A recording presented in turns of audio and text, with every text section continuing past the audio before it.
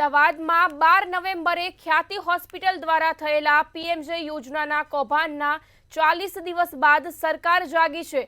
આજે નવી એસઓપી જાહેર કરવામાં આવી છે। જોઈએ વધુ માહિતી।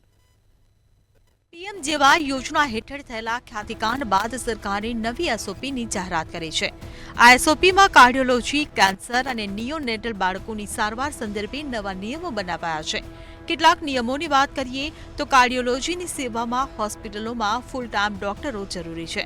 ખાસ કિસ્સામાં ઇમરજન્સી સારવાર અતિ આવશ્યક હોય એવા સંજોગોમાં ફક્ત કાર્ડિયોલોજિસ્ટ સેવાઓ આપતા સેન્ટર એન્જિયોપ્લાસ્ટી કરી શકશે। હોસ્પિટલોએ એન્જિયોગ્રાફી તેમજ એન્જિયોપ્લાસ્ટિકની સીડી વિડીયોગ્રાફી અપલોડ કરવાની રહેશે તેમજ વિડીયોગ્રાફી પણ કરવી પડશે। દર્દીઓ અને સગાની સંમતિ માટે લેખિતમાં અને વિડીયોગ્રાફી દ્વારા સંમતિ લેવી પડશે।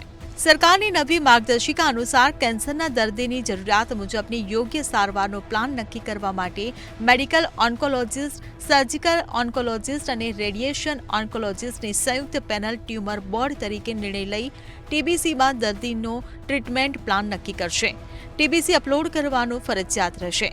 દર્દીને કેન્સરની યોગ્યતમ સારવાર મળી રહે તે માટે આઈજીઆરટીમાં સીબીસીટી ઇમેજ કેવીમાં જ લેવાનું ફરજિયાત છે। વધુમાં આ થેરાપી કયા ટ્યુમરમાં કરી શકાશે તેની પણ વિગતવાર ગાઈડલાઈન બનાવવામાં આવી છે। નિયોનેટલ કેર અને ખાસ કરીને બાળકોની આઈસીયુમાં આપવામાં આવતી સારવાર અંગેની જુદી જુદી રજૂઆતો ધ્યાને આવતા નવીન માર્ગદર્શિકા તૈયાર કરવામાં આવી છે। બાળકોને ગુણવત્તાસભર સારવાર સુનિશ્ચિત કરવા માટે હોસ્પિટલે ફરજિયાતપણે માતાઓની પ્રાઇવસી સચવાય તે ધ્યાને લઈ સીસીટીવી ઇન્સ્ટોલેશન કરવાનું રહેશે।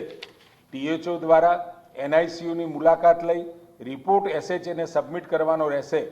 ઓનલાઈન વિઝિટ મોડ્યુલ પોર્ટલ ટૂંક સમયમાં કાર્યરત થશે જેથી દરેક વિઝિટને અસરકારક રીતે મોનિટર કરવામાં આવશે।